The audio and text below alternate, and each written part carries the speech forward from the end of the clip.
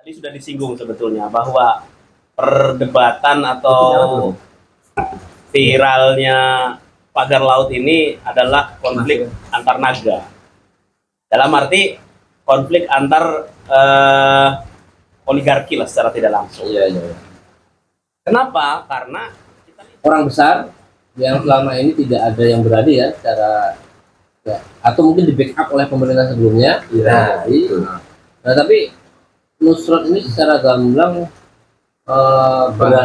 berani menantang itu dengan membongkar bahkan mencabut sertifikat. nah yang menarik ini organisasi yang penuh dengan pagar ini nih, penuh dengan rantai. Nahdlatul Ulama ini kira-kira posisinya di mana? Karena bagaimanapun juga yang jadi korban kan nelayan. Iya. Nelayan itu kan masyarakat menengah ke bawah. Masyarakat menengah ke bawah, dominan mayoritasnya ya masyarakat NU. Iya.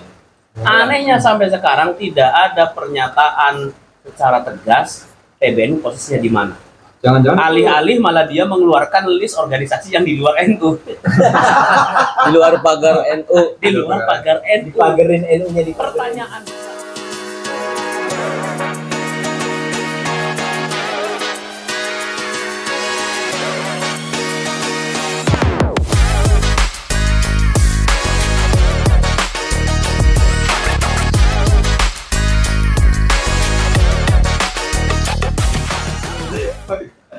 Oke, assalamualaikum warahmatullahi wabarakatuh. Salam gorong-gorong, jumpa lagi bersama kami di NU Underline. Semoga kita semua sehat walafiat, bahagia dan sejahtera. Sebelum mulai silakan di like, subscribe dan komen. Anggar baik dimohonkan gara naik. Para mahasiswa. Iya. Saya naikkan. Saya naikkan.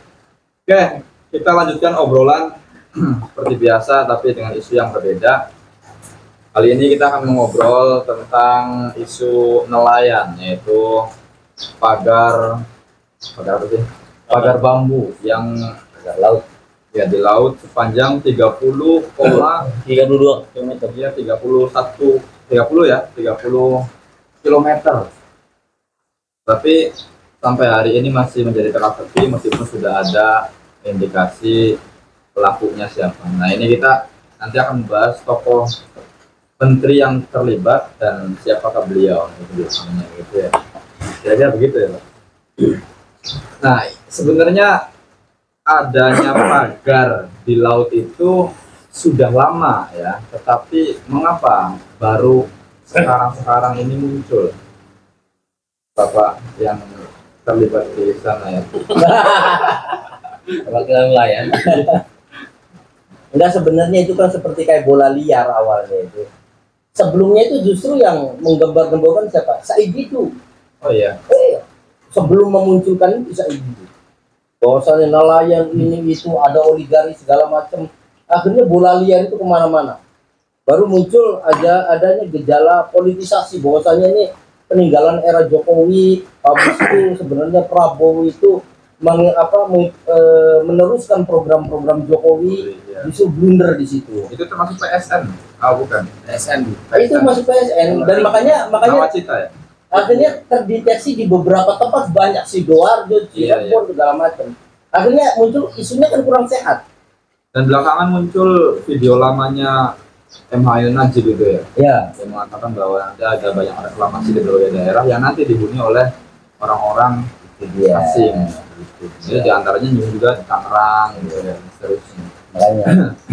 Tetapi pemiliknya sudah ketahuan belum? Ya sebenarnya orang sudah tahu semua siapa di balik itu. Cuma kan ibaratnya tarik ulur. Dari awal bayangin saja. KKP ibaratnya mengatakan ntar dulu, tapi Prabowo sudah nyuruh Angkatan Laut, TNI cabutin itu. Akhirnya ribut dari dua institusi ribut. Akhirnya dipanggil sama Jokowi dua itu. Oke, gini aja, cabut. Karena Prabowo kan orangnya begitu. Ya. Eksekusi. Akhirnya Menteri KKP yang tadinya gamang, karena banyak juga yang lempar aduk, nggak mau bertanggung jawab. Akhirnya netizen luar biasa, dikulitin semua dari desa Pohon itu.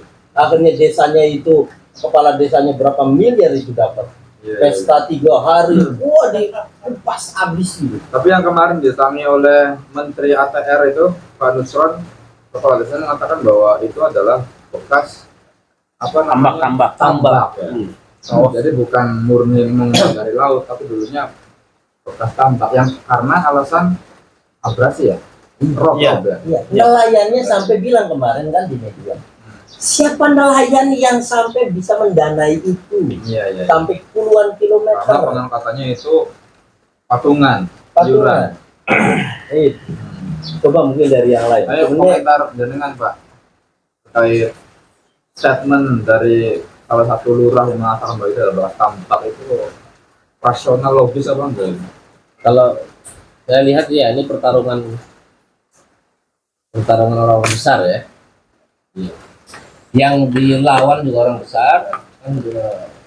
Kalau kita lihat pernyataan siapa Nusron Wahid itu Menteri ATR itu juga secara gamblang sudah menyebutkan bahwa sertifikat itu milik siapa kan sudah. Iya. Perusahaannya siapa sudah. Nah ini orang besar yang selama ini tidak ada yang berani ya secara ya, atau mungkin di backup oleh pemerintah sebelumnya. Iya. Itu. Nah tapi Nusron ini secara gamblang berani menantang itu dengan membongkar bahkan mencabut sertifikat. Iya, itu entah punya keberanian untuk memunculkan keberanian itu tidak mudah. Iya. Nah kita perlu menyelidiki sosok Nusron itu sosok seperti apa, atau ada orang di balik itu yang lebih kuat misalnya. Lalu jangan-jangan ini naga merah versus naga hijau kan? Naga hijau. Antar naga ya. Oh, antar naga, berarti sekarang mulai antar naga ya. Terus ada lurah yang kemudian berstatement berani langsung di depan menteri seperti itu juga, dia punya backingan yang kuat juga. Iya. Ada perwakilan apa? Nelayan seperti itu dari berbagai kalangan, semua campur aduk di situ. Semua campur aduk. Ya kayak adu kekuatan, ada kekuatan baru ini. Tapi sebenarnya itu tujuannya untuk dibuat apa? Pagar sepanjang itu. Kalau kita lihat track record pantai sebelum-sebelumnya, itu kan lebih ke reklamasi ya. Reklamasi ya. Jadi membangun pusat-pusat apa namanya? Pusat-pusat bisnis perkotaan baru. Ya, ini seperti PIK ya. Seperti PIK seperti yang sudah sebelumnya, itu tuh arahnya ke bisnis. Ya. Arahnya ke bisnis. Dan lagi-lagi para nelayan yang dirugikan. Bapak nggak di Sinau. Mikir nasib nelayan yang mana ya? Saya juga lagi mikir apa fungsi, kita anggaplah sama-sama goblok ya, anggaplah kita sama-sama goblok gitu. Iya. Kita nggak tahu apa ada oligarki, kita nggak tahu ada mafia gitu. Anggaplah kita orang biasa gitu ya, kayak emang kita orang biasa ya. Anggaplah kita nggak tahu apa-apa dan melihat pagar ini yang buat adalah nelayan. Ya, yang buat ini nelayan ini yang bikin pagar. Ya, asumsinya kita nggak usah mikirin itu ongkosnya berapa, kan nelayan ya. Dan saya pikir nelayan kok pagar laut itu fungsinya untuk apa sebenarnya? Kalau untuk menangkal abrasi, buat apa nelayan pagar laut? Kalau untuk menangkal ombak, apakah rumah nelayan sedekat itu dengan laut? Ya. Atau ada untuk apa? Apakah untuk menjaring ikan? Dengan dipagar, mungkin kan ikan tidak bisa masuk ke wilayah yang dipagar. Iya. Dia harus lebih jauh. Nah, ini yang saya bingung tuh. Kalau ada beberapa pihak yang menyatakan bahwa ini nelayan yang mager, saya masih bingung alasannya dipagar untuk apa. Kalau ada yang bilang dulu ini tambak, saya kan kebetulan rumah nggak jauh-jauh amat dari laut. Perasaan laut nggak cepet-cepet banget gitu. Saya lahir tahun berapa ya? Tahun 80-an sih, 80 90 lah. Iya. Mendekati 90. 2000 boleh. Ya, 2000. Itu kan berapa tahun yang lalu tuh udah? 30-an tahun yang lalu. Iya. Itu laut setahu saya ya, gesernya tuh kayak masih sama. Tambak terakhir di tempat saya tuh sama itu, Iya, masih nggak signifikan lah ya. nggak signifikan. Tambak terakhir juga itu kan dia katanya kalau pantai utara kan semakin menjauh, bukan semakin dekat, lautnya semakin menjauh, jadi kita apa Daratannya semakin daratannya nambah. semakin nambah. Nah, terakhir kebetulan di tempat saya itu ada ini dulu sebelum ada peraturan tuh orang-orang kampung untuk meningkatkan kesejahteraan masjid, sekolah segala macam itu membuat tambak baru di tanah laut yang mulai menjorok. Ya. Nah, itu dari tahun berapa tuh cuma satu tambak itu nggak pernah nambah. Itu berapa tahun? Makanya ketika itu bilang itu tambak, kok aneh gitu, aneh. Gimana bisa ini? Jaraknya jauh juga. Jaraknya jauh, itu berarti kan dia bikin sertifikatnya mungkin udah tahun 1800 berapa gitu atau 1700 berapa gitu. Karena dalam ilmu geografi dan lain juga itu apa penambahan daratan atau pengurangan daratan per 1 tahun itu cuma berapa senti kok. Nah sampai ini saya pernah waktu sekolah pernah diceritakan seperti itu sama ibu. Nah, mungkin kebanyakan yang nelayan-nelayan itu adalah warga NU ya. Iya. Dengan warga NU bukan? Kalau dilihat dari pecinya mungkin agak sedikit NU ya.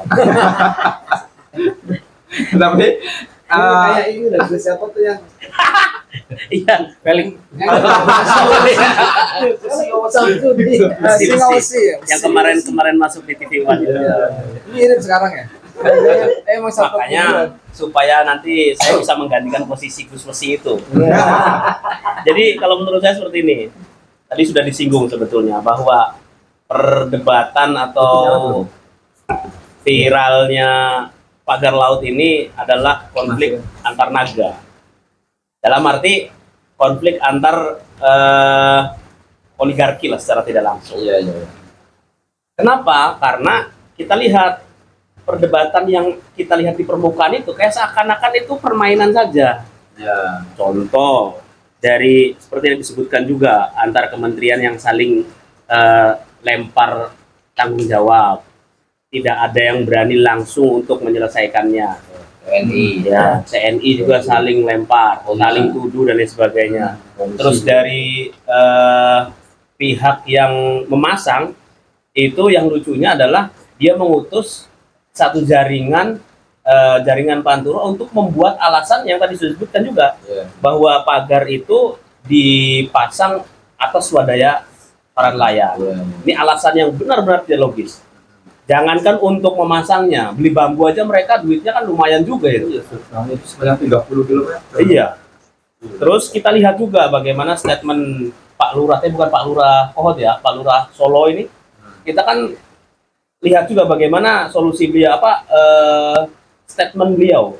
Statementnya seakan-akan mendukung. Iya. Berarti di sini kayak kita itu dipertontonkan permainan para oligarki yang ya sengaja ayolah ramaikan saja ini. Iya. Nah, yang menarik ini organisasi yang penuh dengan pagar ini nih, penuh dengan rantai. Nahdlatul Ulama ini kira-kira posisinya di mana? Karena bagaimanapun juga yang jadi korban kan nelayan. Iya. Nelayan itu kan masyarakat menengah ke bawah. Masyarakat menengah ke bawah, dominan mayoritasnya ya masyarakat NU. Iya. Anehnya sampai sekarang tidak ada pernyataan secara tegas PBNU posisinya di mana. Jangan-jangan Alih-alih malah dia mengeluarkan list organisasi yang di luar NU. Di luar pagar NU. Di luar pagar NU. Dipagarin NU-nya di Pertanyaan besarnya, apakah Nahdlatul Ulama itu sekarang dipagari oleh kepentingan besar oligarki atau gimana? berarti kalau dipagari berarti pagar khasana ini. Pagar Hasanah saya itu. Yang mau magari TNI itu khasana. Berat itu, Nah, berat. kalau kita lihat statementnya ini Pak Mul, Ya. kalau yang Pak Mul. statementnya Pak Mul, walaupun beliau ini bukan siapa-siapa lagi ya sekarang ya, Ya. tapi kan beliau tetap Mulyono kan. Iya. Ya. Mulyono. Ya, ini kan biasa seperti dulu ketika menjabat kan beliau selalu melihat, coba lihat peraturannya, coba cek ini. Ya yang peraturan yang bikin kan juga manusia kan, nggak ada di Quran dan hadis kan peraturan soal pagar laut itu. Betul. Jadi itu pasti peraturan itu sudah disesuaikan untuk kepentingan ketika sebelum memagar. Iya. Ketika dicek pasti benar. Nah kalau kita tarik kembali dengan PBNU dan terakhir sebelum Pak Mul lengser atau pasca PBNU berganti ke BY, nah itu kan selalu berbanding lurus terhadap pemerintah sebelumnya. Ya. Sebelumnya nggak pernah kritisi pemerintah sebelumnya sama sekali, hampir nggak pernah kritisi. Ya mungkin kontraknya masih belum selesai. Nah, Iya, iya. Makanya ketika kontraknya Jadi belum itu. selesai pasti akan sama, statement sana sama statement Pak Mul pasti akan selalu beriringan. Yang mungkin berbeda. Ya dalilnya Iya. kan sudah ada dalilnya. Sobakan kasana. Dalilnya sudah ada. Tambang. Iya, ya semacam itulah. Tambang. ya. Jadi kalau kita menunggu-nunggu PBNU. PBNU untuk berstatement, ya kita tunggu saja statementnya Pak Mul. Oke, kalau Pak Mulnya statementnya menolak, berarti kemungkinan PBNU ikut menolak. Sebenarnya kalau kita lihat Ya nggak tahu. Kalian semua. Enggak, kalau kita lihat statement Pak Mul dengan PBNU itu kan serupa ya. PBNU pertama PBNU dulu mengeluarkan statement ya dikaji dulu. Iya. Ya persoalan seperti itu kan sebenarnya tanpa harus ya oke lah ada kajian mendalam ya. Paling tidak ada pernyataan yang secara langsung pembelaan terhadap Arah pemihakannya kemana? Gitu? Pihaknya kemana jelas. Iya, iya, iya. Pihaknya ya pasti berpihak kepada nelayan gitu. Harusnya ada statement bagaimana keberpihakan PBNU terhadap nelayan. Tapi kan bahasanya cukup ya nanti dikaji. Ya itu juga serupa dengan statementnya Pak Mul juga. Ya lihat legalitasnya. Iya. Jadi statement-statement yang saling mendukung gitu. Tapi NU nggak begitu juga. Artinya NU juga ibaratnya kenapa dikit-dikit kajian. Karena NU kan tetap basisnya kan hukumnya hukum fikih. Terus habis itu mencari kemaslahatan. Kan udah biasa NU. Ibaratnya tasarruful imam ala ru'ayyah manutin bil maslahah. Nanti dikaji maslahat mafsadatnya. Itu mesti dimensinya itu hukum fikih. Jadi sebenarnya beliau ngomong dikaji itu siapa yang mengkaji? Ya nanti tim ahli Erick Thohir. Basul Masail nanti dibahas. Ini Pak, Nanti Munas nanti Februari kan mau mengadakan Munas. Di situ apakah nanti itu ada sentuhan langsung dengan statementnya Mulyono itu? NU tetap ibaratnya tetap ruang lingkupnya nanti kita kaji dulu lah, gitu kan. kalau gitu ya, misalkan nelayan lagi dalam kondisi sekarat ya ibaratnya. Dan dibutuh pertolongan PBNU iya, sekarang. keberpihakan Benar? BN. Benar ya, kita kaji dulu ya. Iya. Nelayan udah tenggelam ibaratnya gitu ya. Bisa berenang Pak nelayan. Nanti Ombak. kalau sudah ada kebijakan dari pemerintah ngomong tidak mahkamah hakim, ketika ada sudah memutuskan itu yang terbaik. Nah itu dia, makanya Kan nyari aman aja berarti ya, Pak. Nah, gini, kalau kajian itu kan Iya. sebagai landasan ilmiah perlu. iya, Itu untuk kebijakan jangka panjang. Iya. Ketika ada persoalan-persoalan yang memang selama ini bertentangan dengan visi misi NU. Ya. Tapi ada kebijakan-kebijakan yang harus diputuskan saat itu juga. Iya. Permasalahan-permasalahan yang krusial, urgent nih, penting. Yang PBNU harus bersikap. Karena ini atas nama nelayan, warga NU, orang bawah. Kan PBNU harus berpihak kepada orang bawah. harus Begitu. Harusnya tegas gitu. Apalagi Menteri Sosial Ajel Adalah PBNU. Iya. Nggak visioner. iya. Tapi kan pertanyaan besarnya, ketegasan itu kan kalau misal NU tidak dikungkung, tidak dipageri. Iya. Nah, bagaimana bisa tegas sedangkan secara tidak langsung kita bisa menyaksikan bagaimana kepemimpinan PBNU semasa beliau mimpin sampai sekarang Kabar masih 2 tahun lagi. seperti halnya dipagari gitu loh. Iya, Seperti iya, iya. dipagari. Sudah nggak bisa Tidak berkutik ada ya. tidak ada kebebasan sama sekali. Tersandra. Iya. Tersandra. Dan kebebasan itu bisa kita lihat ketika ada kritik yang keluar. Dalam Iya. kepemimpinan Minimal statement lah. dunia pesantren ya, Islam itu kan ada kepemimpinan intuisi, intuitif ya, Ya visioner lah. visioner. Jadi pemimpin bisa memutuskan berdasarkan intuisinya. Ya. Ketika ini berpihak kepada rakyat, ketika kebijakan tidak berpihak kepada rakyat, insting atau intuisi pemimpin harus bertindak seperti apa? Ya. Iya. Itu saya baca dari tesisnya siapa? Dr. Rihab Oh, putrinya Kiai Said tentang intuisi, disertasi itu. disertasi ya. Jadi ada daup ya yang mengarah kemana. Tapi kalau kita lihat sejarah tuh kan ada yang beranggapan sejarah itu kan ini ya, selalu akan terulang, Mengulangi dirinya. ulang akan berputar kan. Iya, iya. Sepertinya kalau kita lihat itu berdiri tahun 1926. Terjadi khitbah kembali ke 1926 itu tahun 84. 40 tahun kemudian ya, atau 50 ya? 50 tahun ya? 50 tahun kemudian. Ini dari 84 ke 2000 berapa ini? 25 ini udah 50 tahun juga. Sepertinya ini NU harus kembali ke kita 2006 karena ini sepertinya NU sudah tidak di kitabnya. Apa Hito NU sekarang apa ini? Ya nggak tahu. Kayaknya nggak ada garisnya. Dulu kan gini ya, kenapa kok bisa kembali ke kita 26? Karena NU kan sudah masuk ke dalam jajaran Partai. politik dan Ya, partai yang politik. sangat ini, Iya. yang sangat jelas. NU kok bisa masuk partai itu tidak sengaja loh sebenarnya. Bagaimana ketika pasca merdeka NU dapat jabatan menteri, terus dekat dengan pemerintah, terus Iya, iya. ikut kegiatan politik, akhirnya terbiasa dengan suasana politik, akhirnya Jadi seolah-olah NU jadi partai politik. Sekarang pun seperti itu. Ini bukan salah Gus Yahya, gitu. Saya bilang ya.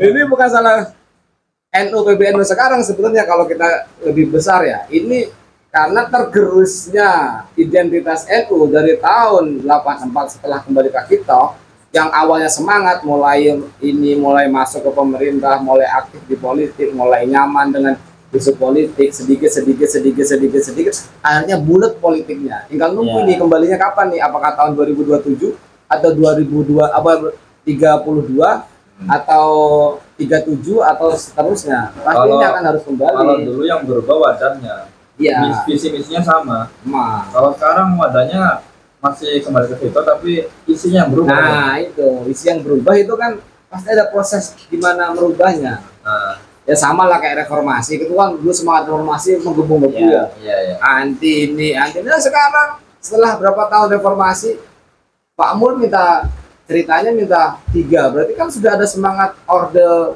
baru yang menyala lagi gitu. Sama itu juga seperti itu, ada semangat politik yang menyala kembali di rentang waktu itu. Iya iya iya. Kita harus kembali ini sepertinya. Kembali ke situ 55 berarti 50. Ketika Enok dari partai ya. Ya, kembali ke kita.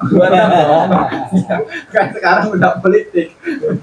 Ya mungkin tinggal bentar lagi dengan NU merasa PKB harus tarik kembali kemarin. Itu kan sama aja NU berusaha membuat partai politik lewat PKB. Padahal NU sebelumnya kan sudah bisa dengan PKB. Ya, tainya di PKB, ininya di NU. Jadi sikap Gus Yahya yang ya katakanlah sudah Tersandra. tersandra itu, saya jadi ingat sebenarnya sampai sekarang ya belum nemu jargon menghidupkan Gus Dur itu di mana gitu. Ya. Ya kalau dulu kan Gus Dur ya langsung statement selagi itu bersangkutan dengan rakyat kecil, meskipun belum tahu persis tapi sikap keberpihakan itu jelas gitu loh. Bahwa nanti dikaji oke, tapi sikapnya sudah jelas untuk keberpihakan kepada rakyat. Kalau ini enggak netral aja. Enggak, masalahnya usianya lagi ribet, di rumah sendiri ribet, sampai rumahnya dipagerin. Gitu loh. Apa Sampai maksudnya itu? ibaratnya kayak dipagarin dengan 11 itu loh. 11 dari 10. beberapa 10 apa 11? Bisa bacain no. 10 yang 11 yang lain-lain. Iya, 11 yang lain di yang lain-lain. Itu artinya ada beberapa, jadi di rumah tangganya sendiri itu lagi ribet, boro-boro mikirin yang lain. Rumah tangga sendiri ribet. PWILS, masalah polemik Habib, masalah apa namanya, ada ormas-ormas yang menamakan NU. Ibaratnya boro-boro mikirin orang lain, rumahnya lagi ribet. Makanya bicara idealisme keluar, aduh. Padahal kalau dilihat Menteri ATR sekarang kan orang NU juga kan? Iya, Iya, itu suami. iya. Non struktural. Kalau kita bicara ngomongin NU, 95% menteri NU semua, Pak. Iya, iya maksudnya Nusron kan aktif gitu loh, pernah di PBNU kan? Iya, pernah ketua Ansor. Iya, dia kan jelas kedekatannya gitu. Apakah emang karena menterinya beliau akhirnya kayak nggak mau terlalu terlihat memihak rakyat atau gimana gitu ya? Ya, Kurang gregetan. lagi-lagi naga itu. Kurang greget, makanya nggak tahu itu istilah naga hijau dengan naga merah itu, ya, wallahu alam. Bentuk naga hijaunya itu siapa? Kalau naga merah kan kita udah tahu gitu kan. Naga merah itu siapa? Makanya kemarin agak menarik juga ketika permasalahan ini di waktu di TV One itu kalau nggak salah dilempar kepada Susno Duaji waktu itu. Dia kan mantan Kabar Eskrim. Katanya Ini sangat mudah sekali menelusuri, sangat mudah sekali. Cuman mau atau tidak gitu. Ya, sebetulnya itu kan rahasia umum. Rahasia umum. Itu kan rahasia umum, Ya, semuanya sudah paham bahwa siapa dalang di balik itu semua. Semua persoalan hukum di Indonesia Iya. ditelusuri mudah. Mudah sekali. Udah. Cuma banyak orang di balik itu. Tapi kan problemnya kan yang terkunci apa tidak itu. Iya. Nah ini saya kira Hanya Allah yang tahu. waduh, Hanya Allah yang tahu. Waktu tahajud itu. Allah alam bisawab. Nah pemagaran di Banten ini saya kira itu sebagai pemicunya. Ketika ditelusuri ternyata hampir semua daerah banyak laut-laut yang dipagari. Iya. Nah secara tidak langsung berarti kan sudah terstruktur ini. Konsep reklamasi yang nanti akan dibuat itu saya kira semuanya sudah ada. Iya. Dan tentunya itu bukan pemain ecek-ecek. Iya. Nah ini oligarki beneran ini yang Tapi bermain tidak di- semuanya itu memang kasus yang lain memang nggak sepanjang Iya. Tangerang. Nah, Yang lain memang ada wilayah-wilayah pantai yang memang orangnya magerin pantai untuk budidaya ikan dan lain-lain ditutup daripada dia bikin tambak dipagerin ikan dimasukin bebas berenang dan tetap besar gitu loh. Dengan biota laut yang masuk. logikanya mantap ini. Iya, emang ada. Tapi emang nggak sepanjang itu kan namanya orang nelayan ya nggak semaksimal itu kan. Itu dilarang tapi secara ini dilarang. Ya. Tapi sama kayak orang magerin sungai. Sering lihat nggak di beberapa tempat yang sungai gede dipagerin. Itu kan dia meminimalisir modal. Dipagerin kanan kiri dimasukin ikan selesai. Sekarang yang lagi rame itu kasus di Kangean. Di Kangean itu dia mau membuat tambak lobster sebanyak 10.000 hektar atau berapa di tengah lautan. Nah, ini yang lagi rame juga kasusnya. Ya, sama kayak gitu itu. Masalahnya kita kan nggak tahu caranya bikin, makanya kita nggak bikin. Udahnya juga nggak ada. Berat itu. Sebenarnya itu orang-orang lingkungan yang ngerti lah bagaimana membuat tambak di laut segala macam, apakah merusak itu kita akui kita nggak terlalu paham ya. Tapi memang kejadian itu kalau soal tambak-tambak kecil, tambak-tambak itu sudah lama memang ada. Artinya ini kasus ini berakhir nelayan warga NU itu akan tetap aja jadi korban. Nggak bisa Rakyat apa-apain. kecil selama ini pasti akan jadi korban. Rakyat kecil itu. Tapi setidaknya Ah. ketika ini kasus ini berjalan dan netizen begitu gerak cepatnya, artinya kalau tidak viral itu tidak ditindaklanjuti. Jadi makanya ibaratnya justice. jadi di atas hukum sekarang itu viral. Pokoknya kalau tidak viral udah enggak. Makanya alhamdulillah dengan adanya medsos ibaratnya ada sebuah lembaga ibaratnya ya, sebuah lembaga kasat mata yang mendorong itu semua. Tapi enggak ini loh Pak, ada bahaya juga Pak ketika penegak hukum sudah tidak dipercaya. Nah, Nggak ada trust. Ya. Ininya ke media sosial sekarang kayak gini. Jadi sekarang yang banyak tuh yang benar, bukan yang benar yang banyak. Tahu nggak? Iya. Gini, ketika di lampu merah, kanan lampu merah perempatan jalan, kanan kiri gak ada motor, orang paling depan, 10 orang paling depan motor jalan, belakang ikut jalan. nah iya, Bener apa salah? iya, salah. Salah. Tapi mereka masa bener karena mereka banyak jalan semua. Iya, Oh depan iya. saya jalan semua. Padahal itu salah, masih merah. Terjadi kecelakaan enggak terjadi ini, tapi memang kebetulan nggak ada kosong ya. Tapi kan itu peraturan harus kita taati gitu. Nah, itu. Nah ini kan bahaya ketika viral, Iya. banyak orang merasa ini benar, semuanya ini Jadi bahaya, kebenaran. jadi kebenaran karena tidak ada orang yang ini yang berbahaya. Seperti orang ketika dikatakan dia buzzer dan hoax terus data pribadi disebar, itu kan miris. Bener dia salah, oke dia salah, tapi data pribadi disebar, mulai nomor telepon, alamat rumah segala macam. Nah, ketika diserang netizen kan nyerangnya Personal. serampangan, nggak kayak ini. Nggak semuanya netizen orang yang sekolah. Iya. Netizen ada yang nak lagi emosi karena nggak punya duit, lagi emosi lagi nggak kerja, Nyari pelampiasan. nyari pelampiasan. Buzzer. Ya kita sih ini ya untuk buzzer bayaran yang diserang netizen itu sih sebenarnya sih ini nggak masalah, tapi kan kasihan juga. Dia punya anak, punya istri, punya orang tua, punya ini. Ya karena Ansam bukan politisi. Tapi sekalipun itu ya memang kalau itu kan sama seperti halnya teorinya Hitler juga kan, ketika kebohongan yang disampaikan secara berkali-kali Nah, iya. dengan banyaknya itu kan jadi sebuah kebenaran. Sana. Iya. Ya itu memang sisi negatifnya. Sisi negatifnya Tapi itu. sisi positifnya ya tadi no viral no justice itu Iya, tadi. komunikasi. Nah akhirnya kan ketika kita mengetahui bahwa kasus ini sudah berjalan lama karena diviralkan, kemudian bongkar, diusut semuanya. Tapi saya kira netizen Indonesia masih punya batasan, dia masih ngerti hukum. Ya hanya sekian persen lah yang akhirnya menormalisasikan kayak tadi itu. Tapi begini, keviralan juga bisa dibuat. Nah, Buat. Iya. Para politisi atau penguasa itu dia bisa membuat sesuatu jadi viral. Ya. tentu algoritmanya seperti itu. Karena Kalau netizen kita gampang dipicu, gampang panas, gitu ya. Ya disulut aja, misalkan ada celah nih, ada celah untuk diganggu, atau ada celah untuk digeser, tinggal munculkan Pengalian isu. isu.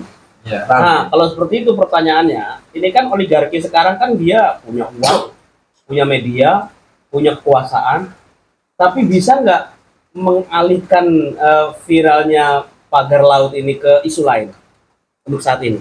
Di masalahnya yang punya uang juga lawannya yang punya uang ini. Masalahnya itu. Iya. Nah, kalau kita melihat no viral no justice itu, netizen itu kalau kita lihat literasi bangsa kita itu sangat minim. Sangat sedikit orang kritis terhadap persoalan itu. Jarang netizen berkomentar terus dia jadi viral. Pasti sesuatu ada yang memicu dulu baru dia rame. Nah, yang memicu itu yang mengolah data, yang mengolah isu sehingga itu naik. Jangan coba netizen. Kita pernah lihat aja pertama kali isu ini muncul suara dari siapa? Kan nggak mungkin dari orang biasa netizen ramai, enggak. Iya. Ada yang Kalau Dari atas. kalau pagar laut ini memang kita katakan secara otak sosial orang menganggap ini nelayan semakin sengsara dengan adanya ini, dan menganggap ya kalau nelayan sengsara ya berarti yang membuat itu salah karena mensengsarakan orang kan.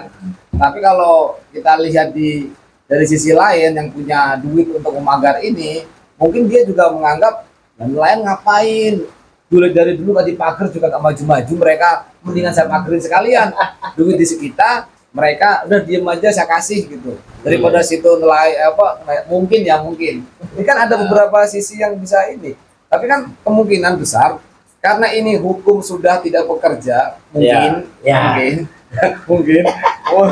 dan sudah tidak dipercaya, jadi seolah-olah di benak kita ketika persoalan ini masuk pengadilan, maka yang menang pasti sudah akan ada jumlahnya. Itu yang jadi repot di otak warga kita kan sekarang sudah seperti itu. Jadi ya Sebagai sarjana muda, nelayan juga. iya.